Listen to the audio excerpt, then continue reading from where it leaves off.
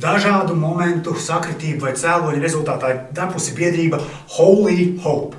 Tā ir, lai palīdzētu cilvēkiem tātad dažādās krīzes situācijās vai projektu virzīšanā, jo dažreiz nevienmēr visiem ir iespējas tikt ārā no problēmām, tāpēc Holy Hope būs arī mājaslapa, ir jau mājaslapa, kur ir karoks, mājaslapa būs uzrakstīta apakšā komentāros un aprakstā Holy Hope LV. Tāpēc droši dodaties uz mājaslapu, ja kādam vajag kādu palīdzību, atbalstu kādā programmā, vai vēlaties, protams, arī ziedot un atbalstīt citus, kam tas ir vajadzīgs caur Holy Hope biedrību, jo šī biedrība ir tapusi vēloties palīdzēt citiem.